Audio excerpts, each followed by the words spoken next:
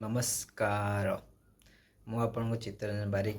ଯେ ଆଜି ଆମେ ଜାଣିବା ଯେ କେମିତି ପଇସା କରିବେ, ମାନେ କେମିତି କ'ଣ ପଇସା ମାନେ ଜେନେରେଟ୍ କରିବେ, କେମିତି ପଇସା ଇନକମ୍ କରିବେ, କେମିତି ପଇସା କରିବେ। କ'ଣ କିଏ ଏକା ଦିନେ ତୁମକୁ ପଇସା ଦେଇଦେବ କି ସର୍ଟକଟ୍ ଟ୍ରିକ୍ରେ ଗୋଟେ ଦିନ କରୋଡ଼ପତି ହେଇଯିବ ନା କ'ଣ? ସେମିତି କେବେ ବି ହୁଏନି। ଲାଇଫ୍ରେ କେବେ ସର୍ଟକଟ୍ କେବେ ନାହିଁ।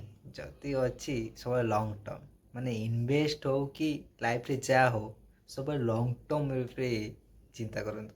ତୁମ ଲଙ୍ଗ୍ ଟର୍ମ ଭାବିଲେ ଯାଇକି ତୁମ ପଇସା ହେବ। ଆଉ ଯଦି ସର୍ଟକଟ୍ ଭାବିବ କେବେ ଇମ୍ପସିବଲ୍। ମାନେ ଆଜିକାଲି ସର୍ଟକଟ୍ ଲୋକ, ମାନେ ଗୋଟେ ଲୋକକୁ ଯଦି କହିଦେବୁ ଯେ ତୋତେ ମୁଁ 4 ଦିନ ପରେ ପଇସା ଦେଇଦେବି 1,00,000 2,00,000, ସେ ପୁରା ଖୁସି ହେଇଯିବ। ଆଉ ଗୋଟେ ଲୋକକୁ ଯଦି କୁହାହେବ ଯେ ତୁ ଏଇଟା କର, ତୁ କିଛି ସମୟ ପରେ, କିଛି ବର୍ଷ ପରେ, 3 ବର୍ଷ ପରେ ସେଇଟା ପଇସା ତୋର 1,00,000 ହେଇଯିବ। ଲୋକ କେଉଁଟା ଚଏସ୍ କରିବେ?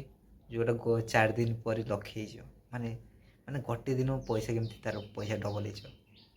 ସେଇଥିରେ ହିଁ ବେଶୀ ଲୋକମାନେ ଫସନ୍ତି।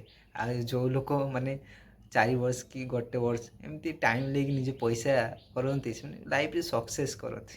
ଆଉ ଯେଉଁମାନେ ଏମିତି ଧନ୍ଦାରେ ପଡ଼ନ୍ତି ସେ କେବେ ସକ୍ସେସ୍ ପାଆନ୍ତି। ମୋ କହିବା ହିସାବରେ ଯେ ଆମେ କେମିତି ପଇସା ତିଆରି କରିବା, ମାନେ କେମିତି ପଇସା ଜେନେରେଟ୍ କରିବା। ଯେ ଏକ ରହୁଛି, ଆମେ ଯଦି ପଇସା ଯଦି କରିବାର ଅଛି ତ ଆମକୁ କ'ଣ ଘରେ ବସିକି କିଛି ଖାଲି ଭାବିଲେ ହେବନି। ଘରେ ବସିକି ଭାବିଲେ ହେବନି। ପଇସା ଯଦି କରିବାର ଅଛି, କେଉଁଠି କିଛି କରିବାର ଅଛି, ମାନେ ଜବ୍ କରିବାର ଅଛି, କେଉଁଠି ଯାଇକି ଲୋକ ପାଖରେ କାମ କରିବାର ଅଛି, ମାନେ ତା'ଠାରୁ କିଛି ପଇସା ଆଣିବାର ଅଛି। ଯେମିତି ହଉ କୌଣସି କମ୍ପାନୀ, କୌଣସି ରେଷ୍ଟୁରାଣ୍ଟରେ ଯାଇକି ତୁମେ ଜବ୍ କରିବ କି ପାର୍ଟ ଟାଇମ୍ ହେଲେ ବି ତୁମେ ଜବ୍ କରିପାରିବ। ସେଇଠି ତୁମ ପଇସା ଜେନେରେଟ୍ ହେବ। ଆଉ ତୁମେ ଯଦି ଘରେ ଭାବିବ ଯେ ପଇସା ଦରକାର, ସେ ପଇସା କେଉଁଠି ଆସିବ? କ'ଣ ଗଛରୁ ଫଳିଛି ଯେତେ ଚାହିଁବ ସେତେ ଆଣିବ? ଏଇଟା କେବେ ବି ହୁଏନି।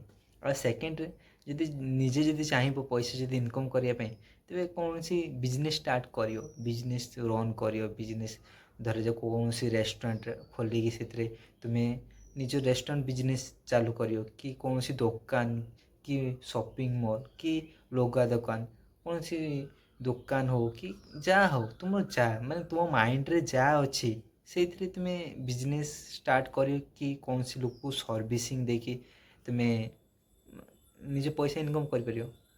ପ୍ରାୟତଃ ଯେତେ ସବୁ ଯେ ଲୋକମାନେ ଧନୀ ହେଇଛନ୍ତି ସେମାନେ ତ ବିଜନେସ୍ କରିକି ନା।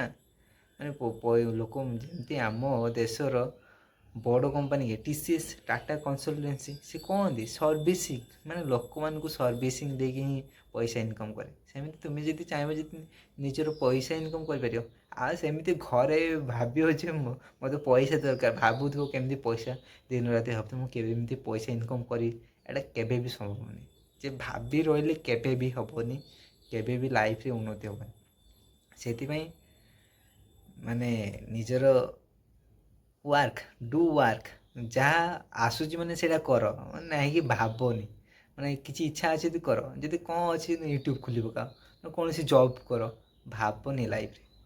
ମୋ ହିସାବରେ ପଇସା ଯଦି ଇନକମ୍ କରିବାର ଅଛି, ଲଙ୍ଗ୍ ଟର୍ମରେ ଭାବ, କୌଣସି ସର୍ଟକଟ୍କୁ ଯାଉନି, ସବୁବେଳେ ଲଙ୍ଗ୍ ଟର୍ମ ଭାବ।